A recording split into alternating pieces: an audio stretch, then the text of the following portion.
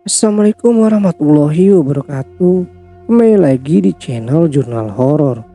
Untuk cerita kali ini berjudul Abdi Kinasi.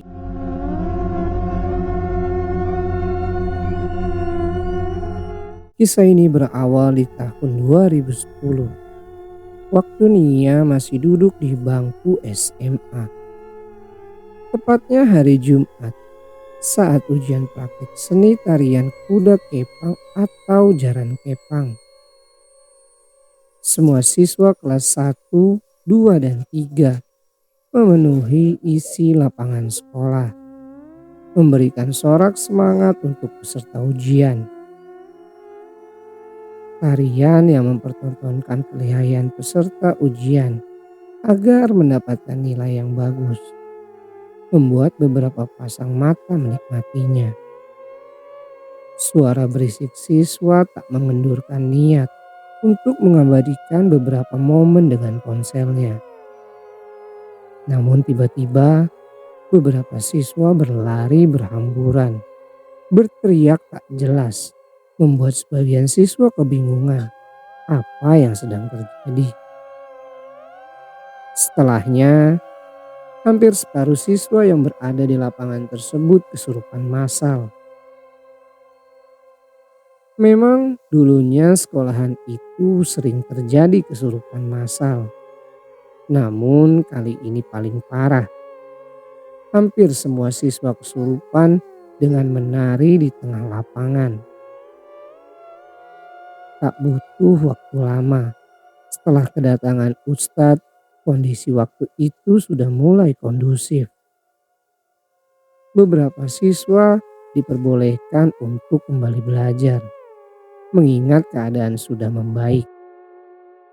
Nia bersama kawannya memutuskan untuk tidak pulang lebih awal. Mereka menuju kantin untuk sekedar mengisi perut.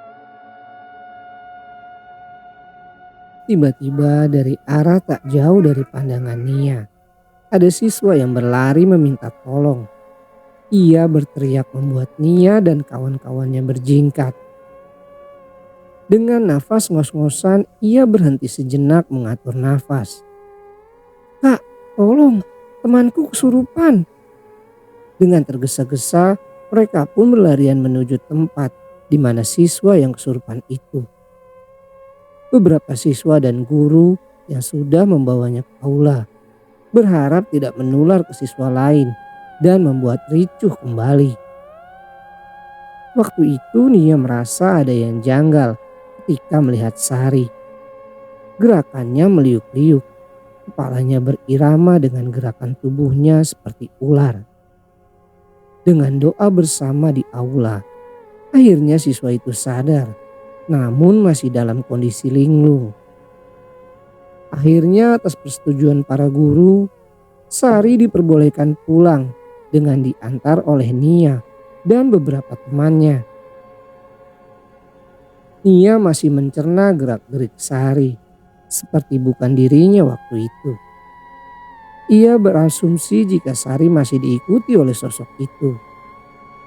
Sesampainya di rumah Sari, kejadian kesurupan pun terulang kembali, di mana Sari meminta beberapa permintaan seperti bunga, kemenyan, dan pandan. Tak hanya itu saja, Sari meminta baju warna putih, merias wajahnya, kemudian melantunkan tembang Jawa. Dengan suara yang sangat lembut, Nia menikmati setelah mendengar Sari melantunkan tembang Jawa. Karena baru pertama kalinya ia mendengar seseorang yang kesurupan dengan melantunkan tembang Jawa. Ia lantas berpikir, apakah mungkin sosok itu adalah seorang nyai?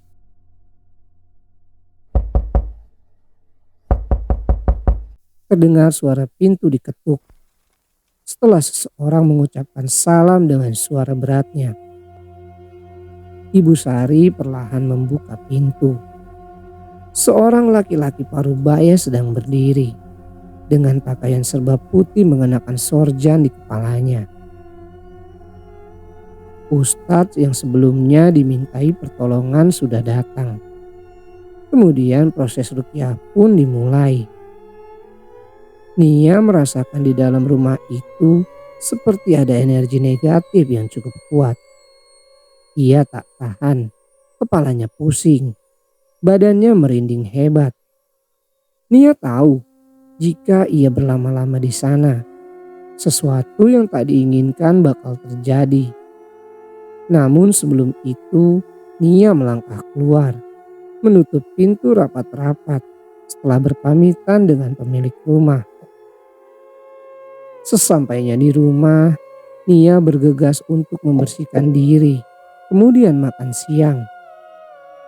Tiba-tiba perasaannya kala itu berbeda dengan biasanya. Ia sedikit demi sedikit melantunkan tembang Jawa. Yen tawang ono lintang cah bagus.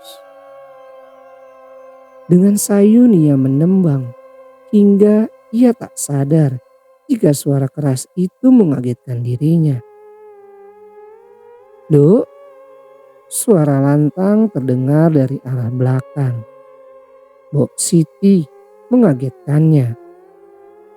Nia perlahan memalingkan wajahnya, memandangi wanita paruh baya itu, kemudian tersenyum.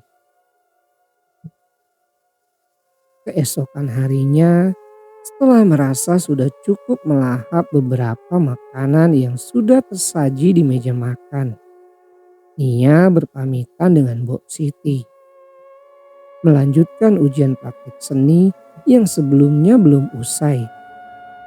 Di dalam ruangan yang cukup luas itu, Nia melihat kawannya. Sari sudah duduk menyendiri. Matanya kosong melihat papan yang terpasang di depan ruangan. Kemudian ia melangkah perlahan mendekati Sari. Suara gebrakan seketika membuat seisi ruangan itu menggema. Namun Sari tak bergeming sedikit pun. Pelan sekali. Kepala Sari menengok ke arah Nia yang sedang berdiri di sampingnya. Sari melotot, mengeluarkan bunyi berdenyit dari gesekan giginya. Memandang Nia dengan seksama tanpa berkedip membuat mentalnya menyurut. Nia lemas, hampir rubuh, namun masih ia tahan dengan sisa tenaganya. Melihat itu, Sari kemudian tertawa, semakin tertawa, hingga satu gebrakan dari tangan Sari membuat tubuh Nia seketika terjatuh. Nia, ngapain kamu berdiri di situ? Ia menoleh, memandang wajah Sari dari ambang pintu. Kejadian yang dia alami barusan membuat Nia mengurungkan niatnya. Nia tersenyum. Gak apa-apa Sari, sedikit terbata, kemudian melangkah mendekatinya. Nia membuka omongan, menanyakan kabar dari Sari tempo hari.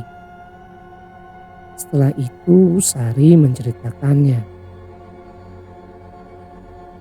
bahwa sosok yang sempat merasuki tubuh Sari, ia adalah seorang sinden. Namun yang membuat Nia terkejut ketika Sari menjelaskan jika sosok itu adalah siluman ular. Yang lebih mengagetkan lagi, jika sinden itu tidak sendirian, melainkan ada 3 sosok ronggeng yang dia bawa. Nia kaget mencerna kata demi kata dari ucapan Sari.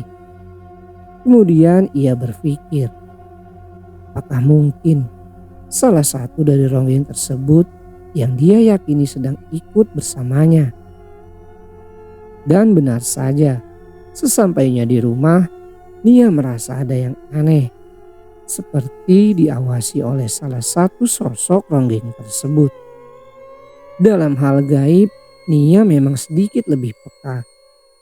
Sampai akhirnya tiba-tiba saja Nia menangis tanpa sebab. Ia sadar jika ada sosok yang ingin merasuki tubuhnya. Namun ia tepis, menolak energi itu untuk menguasai. Nia mencoba memejamkan mata, berzikir sembari membaca doa sebisanya. Ketika ia membuka netranya, benar saja, tepat di hadapannya ia melihat punuk rambut atau semacam gelungan rambut wanita zaman dulu. Sontak membuatnya terjingkat, pikirannya kalut dengan kondisi sudah tak karuan. Karena hampir setengah hari Nia menangis tanpa sebab.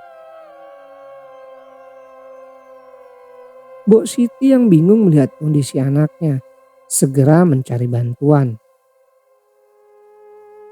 Di sebuah rumah yang tak terlalu besar itu, dengan model limasan beserta ukiran pada gawang pintu jati menambah kental aksen Jawanya. Mbok Siti melangkah dengan hati-hati sembari memapah Mia yang sekarang dengan kondisi yang lebih parah. Belum juga diketuk, seorang laki-laki paruh baya membuka pintu. Kemudian mempersilahkan mereka masuk. Semerbak aroma dupa wangi dan beberapa kembang membuat suasana di ruangan itu begitu menenangkan. Mbok Siti dan Nia pun duduk setelah dipersilahkan oleh lelaki paruh baya tersebut. "Duk, perhatikan bohlam lampu itu." Nia mengangguk, memperhatikan bohlam lampu yang ditunjuk Mbah Harjo. Tak butuh waktu lama, Nia merasakan netranya tiba-tiba berat. Kemudian ia tertidur. Dalam lelapnya, Nia tidak benar-benar tertidur. Ia masih bisa mendengar suara orang di sekitarnya. "Sebentar lagi kamu bakalan melihat siapa yang mengganggu kamu." Di alam bawah sadarnya, Nia melihat dengan jelas sosok itu menampakkan wujudnya. Sosok itu rambutnya panjang menjuntai, terdapat punuk rambut atau gulungan rambut, memakai kemben, jarik warna putih dengan corak batik warna coklat. Selendangnya merah muda dan hijau. Namun Nia tak dapat melihat wajah sosok itu dengan jelas karena tertutup rambut. Hanya hidung dan bibirnya saja. Sosok itu benar-benar cantik, anggun. Dan tiba-tiba saja Nia mendengar suara lembut. Sosok itu berkata, "Aku Nyai Sekosolo, Nduk. Sampean ojo ganggu bocah iki maneh." Mbah Harjo tiba-tiba berkata kepada sosok itu. Namun Nia masih bisa mendengarnya. Nia mengangguk. Kemudian ia sadarkan diri. Singkat cerita, setelah beberapa minggu berlalu, Nia merasakan sosok longgeng itu masih datang lagi. Tapi kali ini sosok itu hanya mengawasi dari jauh. Karena Nia merasa tidak terganggu, ia mengabaikan saja. Tapi justru itu menjadi bumerang untuknya. Kurang lebih 2 tahun sosok Nyai itu mengikuti dan mendampinginya. Sampai di titik di mana Nia merasakan ada perubahan dengan dirinya. Nia merasa jika dirinya sekarang adalah sosok Nyai itu. Benar-benar sudah tidak logis menurutnya. Sing kuat sing menang. Dari mulai warna kesukaan, wangi-wangian, Nia selalu mengikuti keinginannya. hingga sampai ia berpikir untuk membuangnya. Ketika ada satu kejadian di mana waktu itu di suatu pabrik tempat ia bekerja, ia bertemu dengan seseorang wanita paruh baya. Wanita itu melihatnya dengan tak senang. Lantas ia berkata kepada Nia, "Duk, sampean masang susuk toh?" Nia terkejut. Ia mencerna ucapan wanita itu. Seumur hidupnya ia belum pernah mengenal ilmu pengasihan seperti itu. Nia tak menjawab, kemudian pergi meninggalkan wanita itu. Tubuhnya mendadak kesemutan.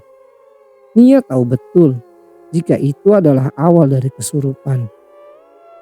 Nia kemudian meminta pertolongan kepada salah satu orang yang bekerja di sana untuk menetralisir. Namun tiba-tiba saja orang itu terpental. Ilmunya terlalu kuat. Orang itu menyerah. Akhirnya Nia memproteksi dirinya dengan cara berdoa sebisanya. Beruntung Nia bisa bertahan hingga di rumah Mbah Harjo. Tiba di sana, Nia menceritakan semua yang dialami selama 2 tahun yang lalu. Setelah pengusiran Ronggeng sampai kejadian terakhir kalinya. Mbah Harjo mengernyutkan dahinya. Yang menolong itu bukan saya. Nia bingung. Lantas siapa yang selama ini membantunya? Tapi selama dia diikuti Ronggeng itu, Nia selalu diperlihatkan oleh sosok wanita tua. Nia kemudian menceritakan ciri-cirinya. Dan benar saja, sosok yang ada di imajinasinya ternyata adalah Mbok Yanti, salah satu kenalan Mbah Harjo. Mbah Harjo tersenyum tipis. "Yanti iku kancaku, Nduk." Sejenak terdiam. Mbah Harjo memejamkan netranya, kemudian mengangguk. "Melebu, rawange rak dikunci." Membuat beberapa pasang mata memandangi ke arah tersebut. Muncul seseorang wanita paruh baya, mungkin seumuran dengan Mbah Harjo. Berjalan pelan, kemudian memperkenalkan dirinya. "Aku Yanti, nak. Sudah lama menunggumu." Tiba-tiba Nia mendengar suara gemuruh air. Ia menajamkan pendengarannya. "Hujan ya, Bu?" Belum sempat ibunya menjawab, Mbah Harjo memotongnya. "Dengarkan lagi, itu suara apa?" Nia mencoba sekali lagi. Lantas ia berpikir, mana mungkin di daerah pegunungan ada pantai. Namun kemudian ia urungkan, mengabaikan suara tersebut. "Iya, Nduk?" Mbok Yanti bertanya. Nia kemudian menceritakan awal mula kejadian yang ia alami hingga malam itu. Tiba-tiba Mbok Yanti memejamkan matanya. Beliau menjadi mediator dari sosok Ronggeng tersebut. Nia terkejut, merinding hebat, benar-benar ketakutan. "Kamu kenapa takut dengan saya? Saya suka dengan kamu. Maukah ikut denganku?" Suaranya lembut, namun seperti mengintimidasi. Nia gemetar, bibirnya pucat. Ketakutan itu semakin lama menguasainya. Tak lama setelahnya Mbok Yanti tersadar. Ia lantas sedikit memberikan penjelasan kepada Nia bahwa sosok Ronggeng itu tidak jahat, justru ingin melindungi. Namun semua itu kembali kepada Nia.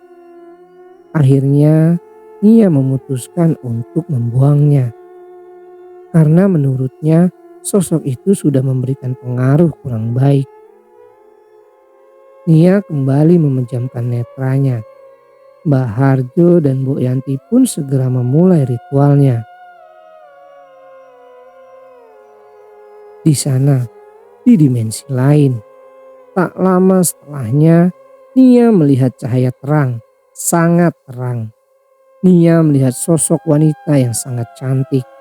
Mungkin seluruh Indonesia pun tahu siapa beliau. Wanita itu memakai kemben warna hijau.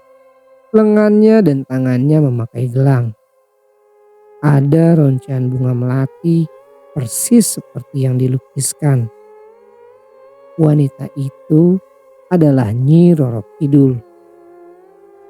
Namun saat itu Nia tak dapat melihat wajahnya karena silau cahaya terang. Di waktu yang bersamaan, Mbok Siti pun panik melihat tubuh anaknya yang berubah menjadi pucat seperti mayat. Tiba-tiba saja tubuh Nia sudah dikuasai oleh sosok ronggeng itu. Sedangkan Mbok Yanti sebagai wadah untuk Nyi Roro Kidul untuk menyampaikan pesan. Kamu kenapa ganggu anak ini? Anak ini tidak punya dosa. Kamu tahu siapa saya? Minta dengan cara halus atau cara kasar. Nia tak bergeming, namun ia bisa mendengar ucapan tersebut, walaupun dalam pengaruh ronggeng. Kamu bisa keluar tidak dari raganya anak ini? Seketika Nia mengangguk, kemudian tak sadarkan diri. Dulu nasibku itu sama. Aku tahu kenapa Mbah Harjo sampai memanggilku ke sini. Kamu merasa kalau Simbok yang bisa menolongmu. Itu karena ronggeng yang mengikutimu itu. Salah satunya juga mengikutiku. Mbok Yanti menatap sayu Nia sembari mengingat-ingat kejadian beberapa tahun yang lalu. Nia mulai mengetahui benang merahnya. Kenapa selama Nia diikuti oleh ronggeng itu, dia selalu melihat wajah Mbok Yanti.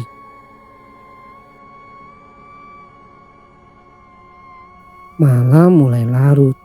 Dirasa semua sudah selesai. Nia bersama Mbok Siti berpamitan setelah mengetahui jika malam itu sudah menunjukkan pukul 1 dini hari. Sesampainya di rumah, setelah selesai membersihkan diri, Nia merasa energinya terkuras setelah ritual malam itu. Ia membaringkan tubuhnya di depan kamarnya. Belum lama terlelap, masih dalam kondisi setengah sadar, sekitar pukul 2 pagi. Nia bermimpi didatangi sosok itu. Entah beliau ini Nyi Roro Kidul atau Gusti Kanjeng Ratu Kidul. Karena kedua sosok itu berbeda. Beliau memakai pakaian berbeda. Baju yang dikenakan begitu mewah, seperti baju perang berwarna emas. Beliau memakai mahkota yang tinggi berwarna emas, kuncian bunga melati dan membawa sebuah tongkat panjang. Di sampingnya ada 2 sosok perempuan dan 2 laki-laki. Beliau diam tanpa mengucapkan kata-kata. Kemudian memetik bunga kantil yang ada di mahkotanya dan diberikannya kepada Nia. Nia masih mengingat betul kejadian yang begitu cepat itu. Setelah kejadian malam itu, hampir setiap hari ia diperlihatkan oleh sosok wanita cantik yang hadir menemuinya dan memperkenalkan diri. Mereka ini adalah abdi kinasi dari Kanjeng Ratu Kidul. Setelah kejadian malam itu, setelah Nia diberikan bunga kantil, banyak kejadian yang menurutnya aneh namun nyata dialami. Ia didatangi oleh abdi kinasi dari Kanjeng Ratu Kidul. Malam itu, tepatnya pukul 9 malam, Nia hendak bersiap untuk tidur. Tiba-tiba dari atas internet atau plafon kamarnya, ia melihat ada sosok wanita cantik hadir menemuinya. Beliau berambut panjang dan memakai baju warna putih yang bagus. Secara batin ia menyebutkan namanya, Sri Wedari.